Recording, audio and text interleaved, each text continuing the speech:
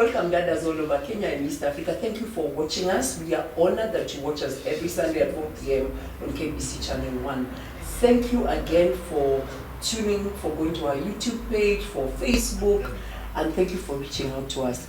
Today we want to end the topic about relationships. So not really end it. You can never really end the topic on relationships. But we want to kind of conclude it. We've done dating, we've done weddings, and now we want to talk about marriage. But we want to have a different format. We want to do frequently asked questions. What are the things that trouble people when they are in marriage or getting into marriage, and sometimes getting out of marriage? So today I'm joined by Jane and Emmanuel, and I want them to introduce themselves. The reason I do this is because I'm told I introduce people very badly. So we'll start with you, Jane. All right. Yes, thank you very much for inviting me to this show. My name is Jane Reuben and I'm a counseling psychologist. I'm also a trainer and I practice as a therapist as well. Okay. Yes. So you have a big title. Yes. Counseling psychologist, and a trainer. A trainer. And a therapist. And a therapist. Yes. Okay, you'll tell us what all those things are. I will. Excellent. Thank you very much for having me on the show. I'm excited to be here. My name is Emmanuel Gachanja. I am the founder and CEO of Ivow, which is an organization that speaks to marriages and the family as a whole. But I'm also a pastor and a counseling psychologist. And I'm excited to be here. I'm passionate about marriage and the family setup in society. Yeah. Now, I wanted to start with you, Pastor Emmanuel. Yes. Is marriage a pain point nowadays? Because everywhere I go, I just hear people mourning the institution. Is the institution under? How bad are things? They are very bad. Yeah, the truth is yes. The answer is yes. It is a pain point. There's a lot of marriages that are struggling. There's so many marriages that are failing. There's so many things that are happening within the marriage setting that are not supposed to be happening within the marriage setting. So yes, to answer your question, yes, it is a huge pain point, to the point that society is giving up on marriage. A lot of people don't believe in it. Even within the church setting, the Christians are giving up on marriage, and even some of the clergy are actually giving up on marriage. Wow. Yeah. Jane, you have people coming to your office, or you meet with people. Yes. What do they say about the institution? Yes, others are saying they wish they knew they wouldn't even have gotten into it in the first place. But I think it's a matter of how one feels about that institution. As a counseling psychologist, then I would come in and want to understand, so what was your expectation? Because then the marriage becoming a pain or a point where there's a lot of pain, then that means there are either unmet needs or something is not right about what you had foreseen it to be. Yes. Which brings me to question number one. Yes. How do we know Mr. Right or Mrs. Right? So I'll ask you, Mrs. Right. How do we know them? Because, a young man could be dating 3-4 girls. Yeah. And he wants to settle down. Yeah. And sometimes, you look at the person he chose, eventually you're like, Yeah. why did you choose that one? Out of Yeah. the 3 good women, you chose that one. So how do you know Mrs. Right? Yeah. I think that's a very difficult question to respond to. I personally feel there's no Mr. Right and there's no Mrs. Right. I don't believe there's a soulmate. I strongly believe that you become that as you enter into the institution and do the work and work towards that. I strongly feel that's what it is. And I think that's what we mistake.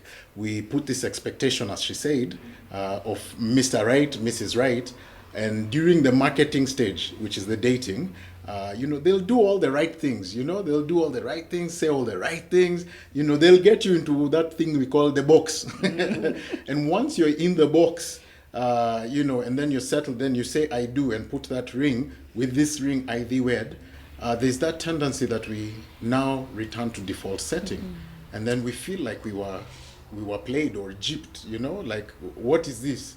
I didn't see this side of you. And then, marriage suddenly becomes a sham. So there's no Mr. Right. So Hollywood have sold us a narrative that's not true. I strongly believe so, because even when I look at my marriage, it's just now that I'm becoming Mr. Right. I've been married, it'll be 18 years in March. It's just now that I'm becoming Mr. Right. Before I was figuring out myself. So we had to go through, figure out who we are, how compatible we are, learn a lot of things. Now is when I can actually relax and say, you know what, now I'm enjoying this and you know, living my best life in marriage. And I believe my wife feels the same too. 18 years later. 18 years later. Yeah. I mean, it has happened over the last 5 years. But you know, they say in marriage it has stages. You know, there's the dream stage, yes, you know, where you're all, you know, starry-eyed about each other. Then after the dream stage comes the drama stage, where you're trying to figure out and, you know, trying to iron out all the rough edges so that you can be smooth. Then now comes the discovery, and then finally the depth stage. So in the discovery, which I feel is where we are, is when now you get to enjoy, really, really enjoy your partner, because now you understand, you have a better understanding of each other. Jane, yes. 18 years later, is when Mr. Right is showing up. What do you have to say? How do you meet Miss? So I'll ask you, yes. Mr. Right. What does he look like? Well, I cannot figure out a Mr. Right. Yeah. For me, maybe coming from a counseling perspective, you know, it has to be psychological. What is this that you want in a man, the Mr. Right? What are some of the expectations you want? What are some of the obligations you would want from a man? And whichever matches or comes closer to what you want, probably that is what you would call, quote unquote, right for you. And then you make sure it is also working for you, because you do not expect him to be right when you're seated in your own cocoon and you're not doing anything to perfect. Okay, so Mrs. Right must meet Mr. Right. Kinda, yes. Okay. Yes.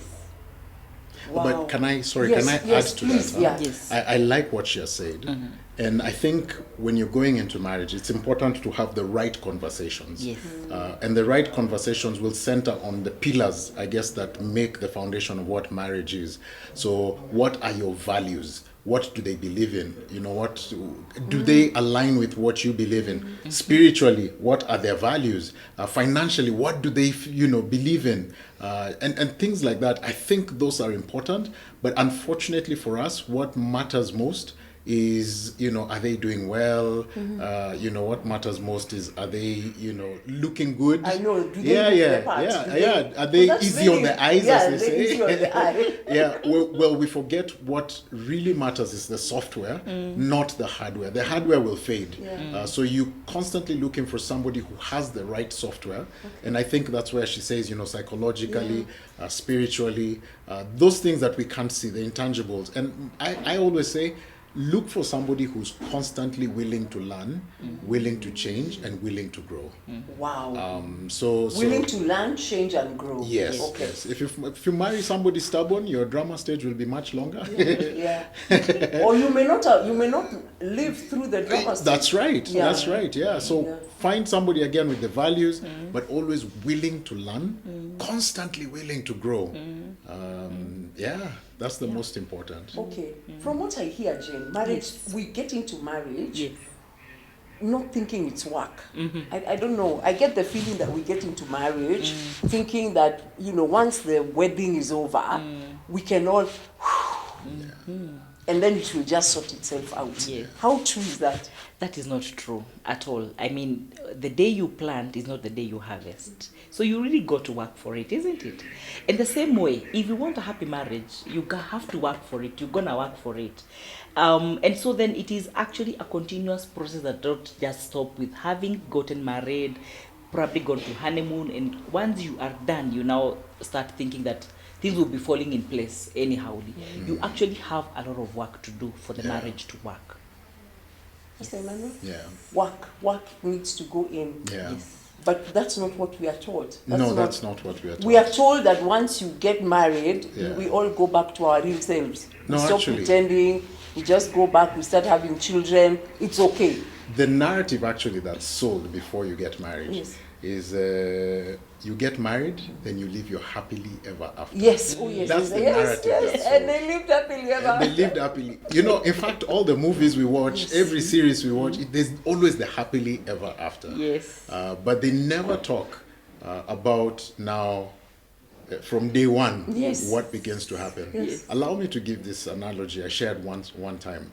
I was going through the internet and I saw this picture of this garden and I really loved the garden. It was so beautiful, had flowers, well manicured, fantastic grass, trees and everything.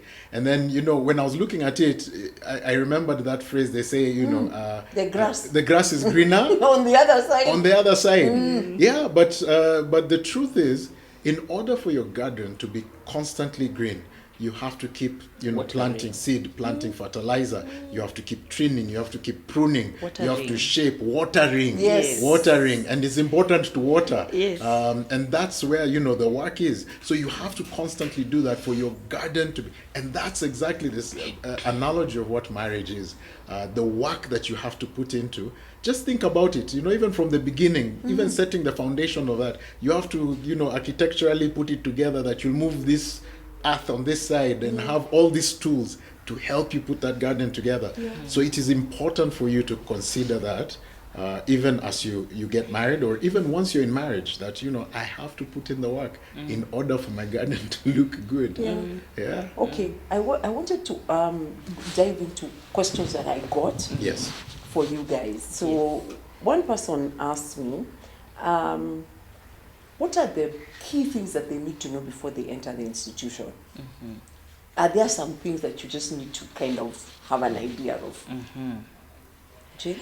Yes, I think before even marriage, we talk about prima. There is need, and I think this is key, because you will realize later in the marriage, the dramas and everything else that Emmanuel is talking about will come because of the finances.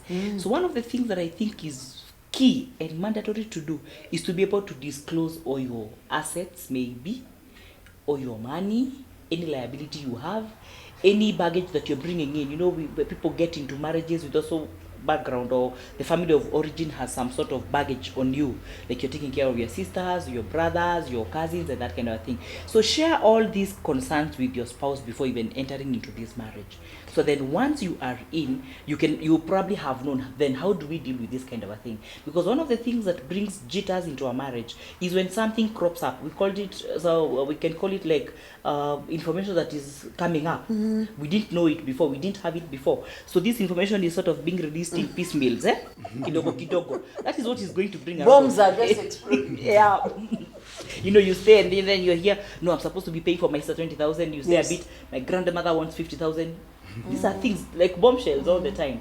So talk about, before marriage and before you get into this institution, talk about all the right things to do. Wow. Yeah. Bombshells are coming up. Bombshells there are could be coming other up. bombshells except money, like I have a child. Yeah. Those come up, especially men bring them up. Yeah. Like we are married 2 But years. even women do. Even women. Let me tell you, I I've had a dealt with child some from another cases. marriage. Yeah, I've dealt with some cases where women date and they go all the way to marriage, but because they didn't want to be not accepted because they've had a child before, they kept quiet about it. To reveal it after, which is a bombshell. But anyway, to answer your question, I think it's a long process. Earlier on, I was sharing you about what we do at Ivow, and we talk to singles. One of the things I've realized is, as singles, first of all, we do not understand that we require our own wholeness. Our own wholeness is spiritual, mental, and stuff like that. Now, one of the things I've realized is that a lot of us now, unfortunately, in this generation, are growing up in broken homes, where we are not seeing both father figure and mother figure in the home. Or if they're there, it's very contentious. And then our relatives, also, it's not like that. In public, in the society as a whole, we're not having this, we're not seeing the ideal picture of what marriage is. So a lot of us already have a distorted idea of what marriage is. So I think it's important for us to take time to understand what is marriage, and learning it according to whoever the author of marriage is. I believe it's God, so I always say, go back and understand, what does God say about it? Then the second one is self-awareness. Understanding who you are, understanding your personalities. Let me tell you a story. 11 years into marriage, we always constantly had fights with my wife. And then we went through this program that Mavuno offers.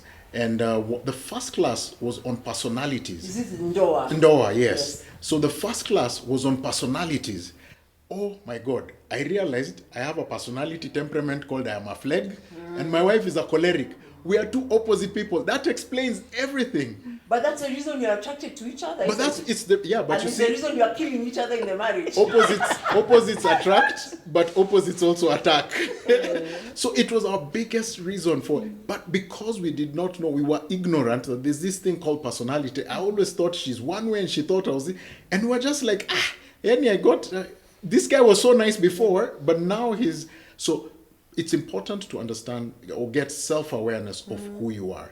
And then now, secondly, is now begin to have the right conversations of, you know, what will you stand for? In-laws and outlaws. How are we going to deal with them? Oh yeah, I was going to come to them. Thank you for bringing them up. So in-laws and outlaws, how do you deal with them? How do you deal with finances, as she said? How do you grow your intimacy? Intimacy is not just physical intimacy, the sex part, but it's also emotional intimacy. It's also, what do you call it? Social intimacy. How do you handle that? How do you handle the fact that, you know, you're moving from roses to dishes? What? Yeah, and Roses to dishes. then communication. What kind of communication styles? How do you communicate effectively? Are you a runner? Are you a fighter? You know, what are you? It's important to know all these things, and then before marriage, decide this is how we are going to engage with each other. How important is it for the people who are coming to marriage to know that they are in it forever?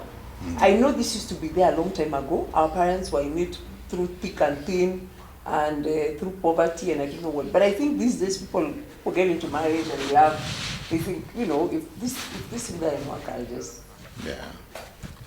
I'll go back home. Yeah. So I think it's very important. Again, when you're making that vow is a covenant that you're making. A covenant is binding. A covenant is not a contract. A lot of people say it's just paper. No. It's more than just paper. This is a covenant. And the moment you say, I do, you actually are considered one. Not just spiritually, but also even by law.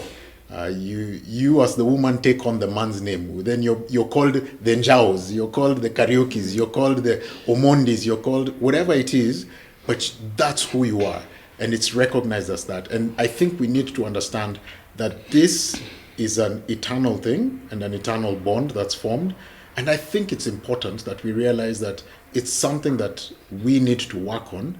And how good or how bad it will be depends on both of you, not just one partner. Yeah. Maybe the same to probably try and understand more. You see, marriage will actually affect quite a number of aspects in one's life. So then I think it will be very, very important for the two of you to discuss. If you think there are many things that probably will come your way, if you think you're short-tempered, then probably this might not be. You know, there's a way you can say, I'm from this place and this is what we do, this is how we do it. Yeah, and maybe that would be nice to discuss, that this is who I am. Sometimes I spark, sometimes I do this, and have a way of handling it. Because as he says, it's a covenant. I mean, before you say I do, before committing to the same, then you would really want to understand that I am here to stay. You know, like there's no exit. There's no exit. Okay. Yeah. Okay. Yes. So I wanted to ask about the in-laws. So I want to ask a question that I was asked by a friend of mine to ask you. How much influence should in-laws have in the marriage? She was complaining bitterly that her husband is always consulting the mother. Yeah. Like the mother should just move in because the mother is always there. She's always being consulted. She's always giving her opinion. And I think they are about 5 years in marriage. She's exasperated. Yeah. So how much should the in-laws get involved? Maybe to start with, the first thing should be these two people who are married or who are getting married, they should know they're just the two of them. That is first. And it is mandatory for them to understand that this is our union. So now when there's a third party coming in, even at the church you're told the third one is a what? Is death. Till death do us part. Exactly. So then you come in where people are united, then something wrong is happening. So then the first thing probably that should be discussed is, or that should be known, I don't know if this is common knowledge or they should have discussed, is that if there's any problem, let's talk about it. And then tip number one, maybe to how to deal with in-laws, it would be important for you to be there for your spouse. You know, like, do not put them in a situation whereby they have to choose between you and their mom or their dad or whoever else. You know, like, fight for them. Yes, it is your mom, it is your dad, it is your who, depending with whoever it is the in-law. Then it is important for you to really protect that person. So in a sense, work with your spouse to be able to work out this kind of a relationship. That's what I would advise. I think, first of all, for me, I would say the first thing is to just realize, to grant each other grace, first of all. The unfortunate or fortunate thing is we do come from these families. These families are very much a part of us. In fact, probably before we got married, much longer than you. So this is the system that we are used to. So it's important to grant grace that, yes, we are connected to this family, but at the same time, I strongly believe, and it's interesting because I believe that a man leaves his father and mother and cleaves to his wife, and they build their own home. I've seen a lot of men who, because they are mama's boys, and a lot of mothers have this tendency to lean on their sons because maybe with their husband it didn't work out, but there's this one who love unconditionally, who'll be there unconditionally, and you know, at my own beck and call, I will call him, and he comes running. He will come running, and he will do whatever it is. I think it's important for men to set a boundary. I know I had to do that.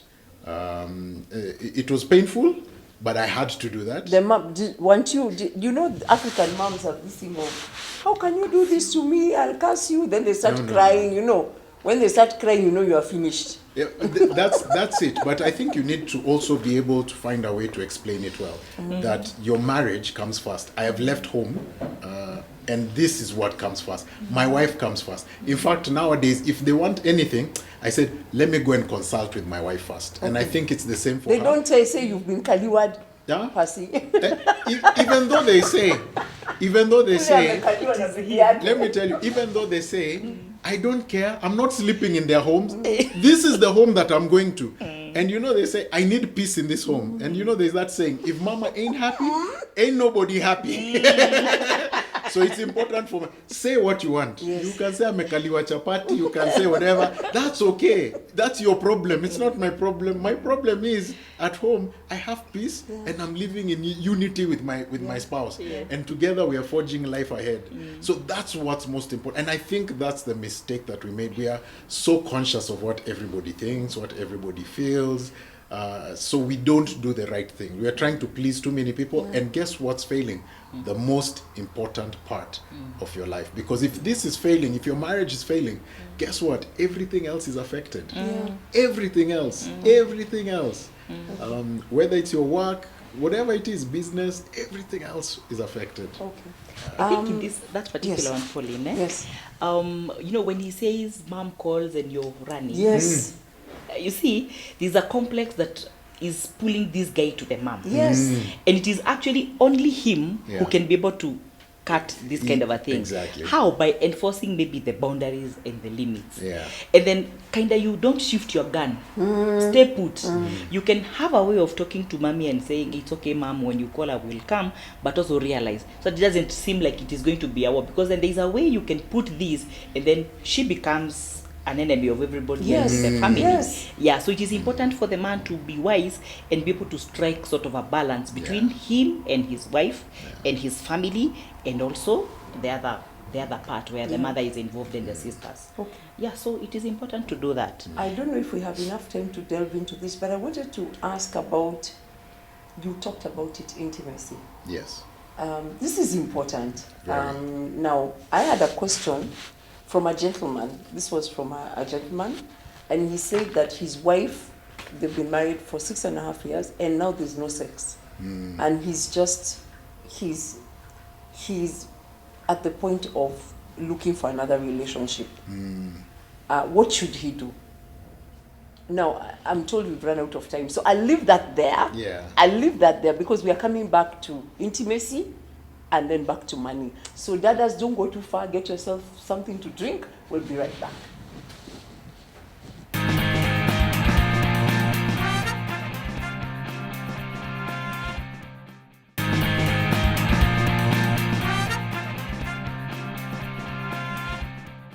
Welcome back, dadas. Today we are talking about relationships and marriage, and we're talking about, we left, the first half of the show, we left something hanging out there, which is about intimacy in marriage.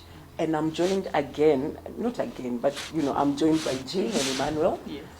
Thank you for being here. Thank you. And you've really shed light on some interesting things. Yeah. And before we went on a break, I was talking about a friend of mine. So I'll repeat the question. A friend of mine has been married for 6.5 years, and he's frustrated that they have 2 children, and the wife seems extremely busy. Yeah. And the one thing that he seems to be not getting any of his sex. Yeah. And so he was asking whether it's okay for him to pursue this matter elsewhere. Yeah. Because if he continues like this, he will probably kill his wife. Yeah. So Emmanuel, I'll start with you. Yeah. Since I know you can feel him. Me, I can't feel it. But I'll say this. Unfortunately, it's more common than it should be. I really feel like what happens in marriage is, again, that whole thing I'd mentioned in the first segment where we were talking about, this is your garden. You need to till it. You need to work it. We stop doing that and expect that it is automatic. You see, for a man, it's easy to get turned on and to desire sex. For a woman, it's a little bit more work. If children are involved, by the time you're done with the children and sorting the children, by the time you've even gone to work, you're so emotionally drained, you're so emotionally finished, physically finished, that sex is the last thing that a woman would desire. And unfortunately, the man is like a microwave, the sex is pop, pop. But for a woman, it's like an oven. So it takes a while to build up to that. And you pray in the middle of the building up, nothing happens to destroy that mood. Yeah, so you could have built it up and then yeah, I know. Yeah. So what I believe they should do is, one, first of all, have a conversation. Find out from your wife, why are you in this stage? And ask the question from a place of trying to understand how can you support and help your wife to get there. But it goes 2 ways. Sometimes it's the women, and the man just, because of stresses of life, he just does not desire to do it. So it's important to ask and find out, even before you go to see a psychologist or a therapist, ask, what's going on. It could be something as simple as, you know what, you don't even compliment me anymore. You don't make me feel good. Guess who's making her feel good? The people at the office who see her walking in, oh, today that's a new dress. Oh my God, you look cute. And then she's feeling nice. But at home, all you're doing is, let her chakula, let her this. And then you're expecting this woman to, no. It doesn't work that way. You have to put in the work, understand what her love languages is, understand how to make love to her. And by making love, I don't mean sex. I mean the precursors to sex that will get her into that space to even desire being with you and to engage with you. Jane? Yes. Do you have any shots fired? Yeah, I think for me, first and foremost, is being able to talk about sex in marriage. Yeah. Is actually a step forward towards maybe sexual satisfaction and any other connection in the family. Yeah. Because there is no sex, there is mood all over. A person is moody, you are this way, you are that way. In the office, if there's a cat, you go kicking cats all over, and stuff angry. happens, you're Yeah. angry, yes. So one of the things is probably to look at the right time, because clearly if there's a shortage somewhere, then there's an issue, it's a problem. So probably the question would be asking ourselves, so how do we talk about it? When do we talk about it? And one of the key things is to understand that you do not even talk about sex matters inside the bedroom. because then that will kill the mood clearly. So look for a neutral place where probably you can talk, and maybe even as you're talking about it, do not look like you're blaming the other person. Yeah. Look at it from a perspective where it's a problem with us, Yeah. and we need to feel connected. And actually, even as we talk about sex, don't start with it now. Nowadays, you're not doing it right, or you're not that kind of a thing. Start from an importance of wanting to feel closer and more connected. You know, that way someone will pay attention. Oh, so you want to feel closer to me, you want to feel connected to me. That way, then even when you're breaking it or you're bringing the bombshell, as it were, then it's gonna be easy for you to be able to penya. Yep. Okay, I'll leave that there. I'll leave that there. Is there, like, can we seek physical help? I just wanted to end with that.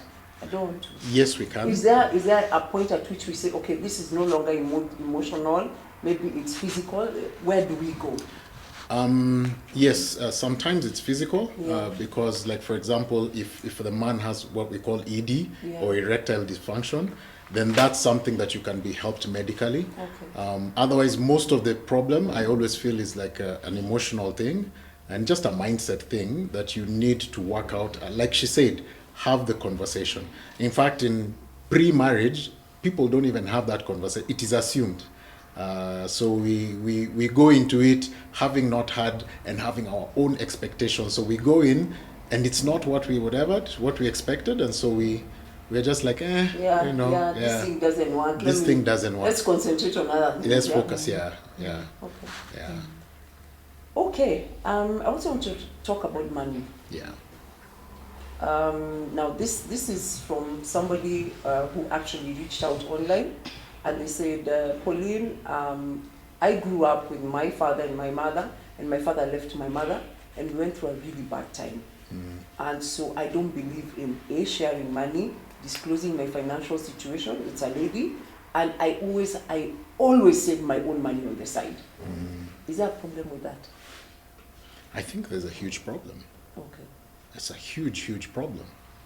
I think it's actually more common, again, Really? than we can say. This marriage. It's very common. It's on the rocks. Yeah.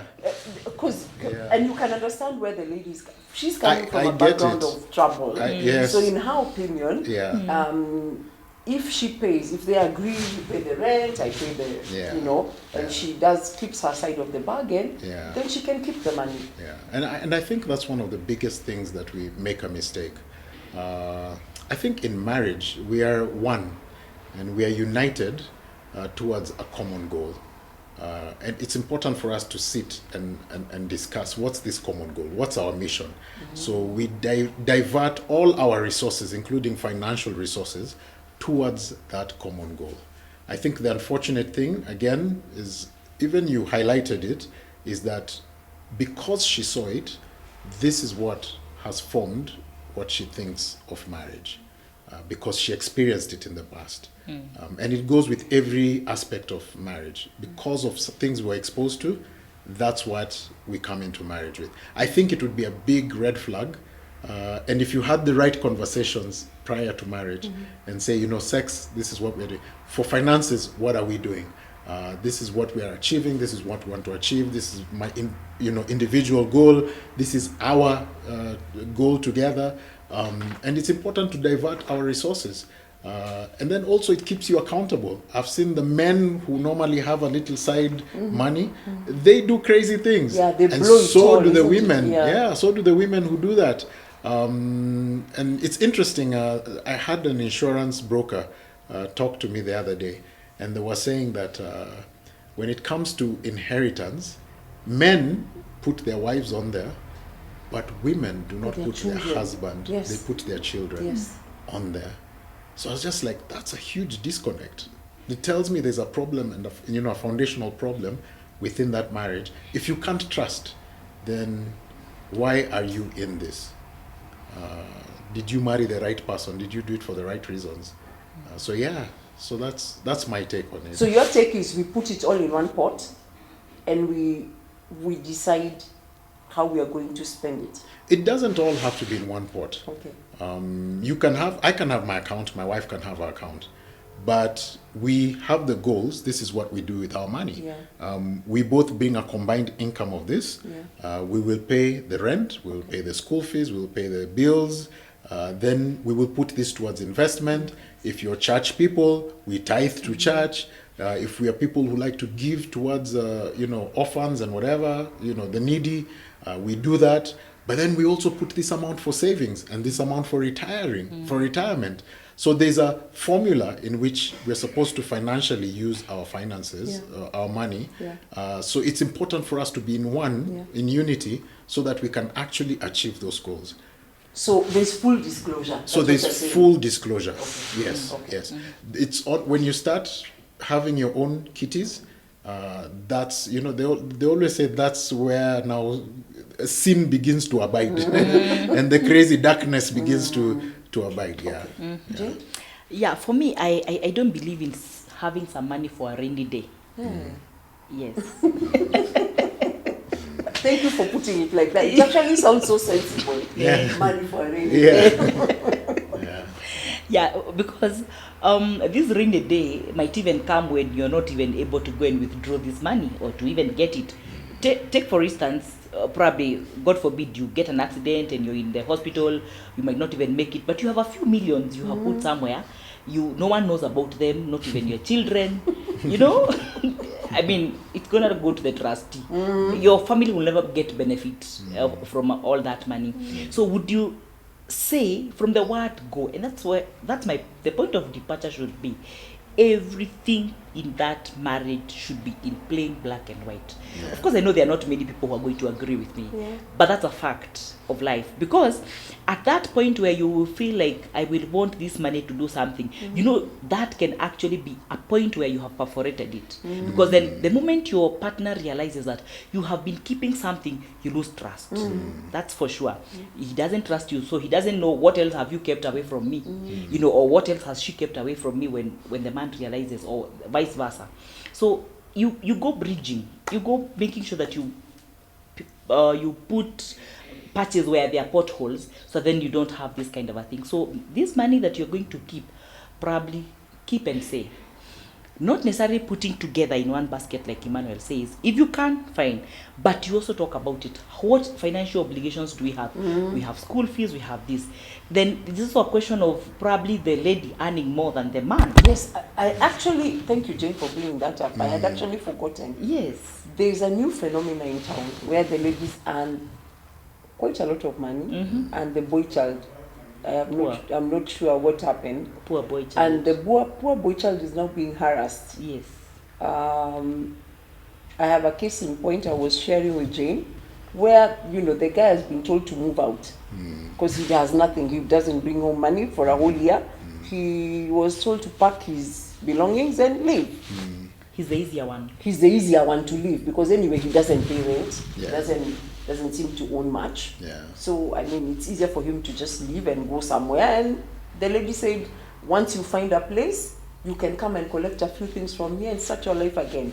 Yeah, you see, whenever I hear something like that, for me, what it symbolizes is that I had what was mine and you had what was yours. So it was okay when yours was there, but now that yours is not there, then it's an issue because now mine is being infringed on. There's nothing like mine and yours in marriage. It's ours. So what I bring in goes to the entire pot. What she brings in goes to the entire pot. We are raising a family together, and it's the unit. It's not individuals. So if my wife is making more than me, all the more better. All I celebrate her and yeah. I cheer her on, because the truth is that it's coming back to the pot. Who is she taking care of? She's taking care of my children. She's taking care of our home. She's taking care of things that pertain to us. And in like manner, if I'm the one who is making more, it's the same. If I don't have a check and she doesn't have a check, does that mean we kick each other out? No. We work together. You see, unfortunately, we make issues about the person and not issues about issues. So we are not together fighting this issue. For example, in that case, they are not fighting the issue of the fact that maybe he might be jobless, or his business might have gone down. They're not fighting that issue and figuring out how can we get this guy to earn some whatever. Instead, it's like, you're a problem. There's no money. You're not bringing money. So we fight you. So that only affects her relationship. Yeah. And unfortunately, a lot of people don't realize that divorce is one of the most painful things that anyone could go through. In fact, some even say it's even worse than death, because at least death, there's closure. We see you going in the ground, we put soil over you, so there's closure. With with the divorce, there's no closure. This person has to constantly be there for the rest of your life. So unless you get supernatural healing, it becomes very difficult to get over that. So a lot of people don't realize, let's work to be one in everything. Whether there's money, whether there's no money. Just think about it. The richest people you'll meet are some of the most frustrated people with all that wealth. So it's not the answer. Yeah. It's not the answer. But you can find some people without money, and these are the happiest people. They are so excited about going to Mombasa and staying at a Roach motel, and they will have fun. Yeah. And they will make the most of it. So I think it's just important to just reprioritize whatever is important. Okay. And Okay. Yeah, for me, I consider that as maybe selfishness, for lack of a better word. Because you can imagine, there may have been a time this man was like taking care of the family, including you. Yeah. Maybe not having worked before. And now, because he's not able to bring money home for whatever reason, retrenchment and anything else, or everything else, then you consider him as a liability. I consider that as self-centeredness, with all manner of words. Now, this is how I look at it. If anyone should lose a job and a lady is left working, you only need to re-strategize, reorganize yourselves. And probably in a better situation, maybe this man is able to get some few coins here and there. So let him feel like the man. So let's talk about it. Okay, I earn 100,000, you have 20,000. So can I do the bigger things? The person earning more money does the bigger things. Maybe we have a bigger dream we are chasing. Maybe we want to buy a house. Maybe we want to do a shamba somewhere. We want to buy a big car, that kind of a thing. So can we agree to take care of that? And consciously keep remembering that you don't have to keep saying, I have done it. Talk about the we. Because if you personalize it as I, then that loses the meaning. And it will make even the man to feel inferior. You're causing a lot of emotional baggage. Yeah. So then can this couple have a discussion? Other than having to throw this man out. The kids, if you don't need this man, the kids need the man. It's their father to cry out loud. So then have a way, work out a way that if you're able to give us if you're able to take just care of the grocery, buy nyanya, even if nasikia nyanya siku hizi inacheza ligi ya apple, it is now under the league of apples. So if you're able to buy nyanyas, please come with nyanyas, a kilo of sugar to take that day, that kind of a thing. Allow him to feel like the man in the house, because some rules will never change. He will still remain to be the head of that house. So can we work out a strategy where that instance happens? And then of course, if there's a problem, go for counseling. That's why we are there, to be able to help these people process whatever else that they are going through.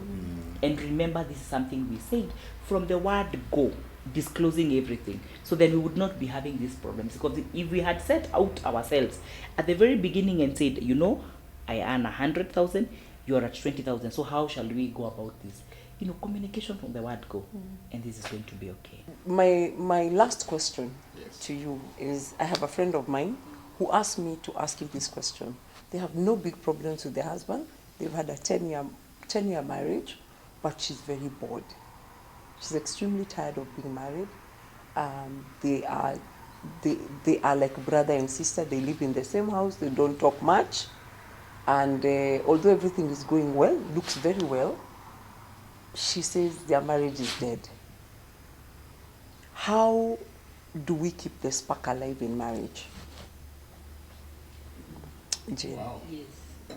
Interesting. It's amazing that that was like a fire that just burnt and then it's down. So they probably need to reignite it. An open conversation for me would do. I would want them to walk up to where the rage started beating them. You know, like it was good until this point. Because you realize there's something that has happened or something happened somewhere that wasn't talked about. It went on, maybe it was swept under the carpet. Nobody talked about it. Maybe it was a small difference, and now an anthill has become a mountain. So them to talk, and probably if need be, then let them seek some professional help. What she said is exactly what they need to do. Have the conversation, find out where the problems began, and then again remember, this garden, where did you stop putting the fertilizer? Where did you stop watering it? Because marriage is a continuous pursuit of each other, a continuous pursuit of your, purpose with each other. I mean, your greater purpose. And if you are constantly doing that, then it keeps that fire burning, and it keeps, you guys engaged and, stimulated with each other. Yeah. This is my own question. Yes. What reasons can you give to say this marriage cannot continue? Well, yeah. I mean, are there reasons that are so big that you're like, okay, this marriage needs to take a rain check. We need to stop it now. Yeah. Now, it's actually a frequently asked question. And a lot of people ask, what does the Bible say about it? Does God really hate divorce? The truth is, the Bible says God hates divorce. When Jesus was asked about it, he says, well, the one out you can get is when there's infidelity or adultery.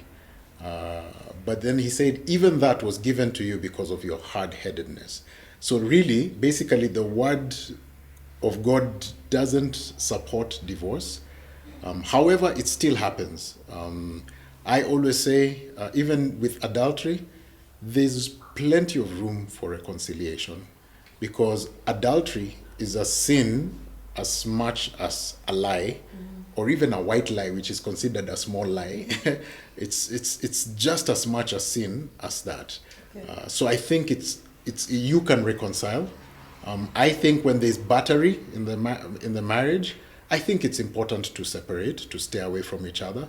And I think it's important for one of the partner, especially the one who is doing the battery, to seek counseling or medical help from a professional psychiatrist, psychologist, just to work through their issues. Because again, all these are issues that we've been exposed to in the past, and these are just presenting issues of an underlying issue. So I always feel it's important, find out what the bottom line is, find out what the root cause is, deal with that, and hopefully what will manifest will be more love than more hate. Okay. Yeah. So in your book, perhaps abuse and then back to reconciliation. Yes, I would say separate, but reconciliation. Okay. Yes. Jay? Wow. For me, I don't know if you would separate with a person who has beaten you and again reconcile. Yeah. Because for physical abuse, violence in a marriage is what probably would lead someone. Because as much as God hates divorce, again, I don't think he would want you to die in that marriage. Yeah. Where you're being battered, you're being beaten, someone has gone actually physical, and you're still there because you say it for better, for worse. If they're not things that you can talk about and resolve, even with the help of a therapist or a counseling psychologist, I think it's healthy to take a break. Then if you reconsider coming back, it's your decision, but have as much as possible the information you would require. Yeah. So then even as you go back to that marriage, you'll be informed. You can make informed decisions out of all the information that you'll have gotten, maybe from the psychiatrist, like he says, the counseling psychologist, and any other support that you will get. But physically, then yes. Physical abuse for you is where you draw the line. Exactly. Okay. So we want to wind up. Pastor Emmanuel, do you have a parting shot? I normally like to ask. Yes, my parting shot is King Solomon says that to get riches, to fill your house with good things, it's important for you to have knowledge, to have understanding, and to have wisdom. And I think we constantly have to seek knowledge about the institution of marriage. We constantly have to have understanding about what that means. And then wisdom is the application of that knowledge. And it's my hope that as you do that, you'll find lots of prosperity within the institution of marriage. I mean, we do that for our careers, constantly going for different things to get us better. But for marriage is the one place that we don't do that. So my challenge to the people out there who are listening is find out what marriage is about, understand it, then apply it in your situation. Okay. Parting shot for me, the 3 Ks: know yourself, no trust, no forgiveness. When you apply the 3, you'll have a better marriage. Okay. Yeah, if not a perfect one. There's no perfect marriage. Thank you so much. Thank you so much. I think you've shed light on many things. Yeah. And many tough conversations that people should be having and are not having. And I hope that we'll provoke this conversation to go further, that ladies will begin asking for these conversations, with their spouses. Take their hubby out for Valentine's. Yes. And have these hard conversations. Yeah. So thank you, Dadas, for watching us. We hope we've been helpful. And I'd like to say, have a prosperous married week for those of you who are married. And for those of us who are single, let's just go break a leg.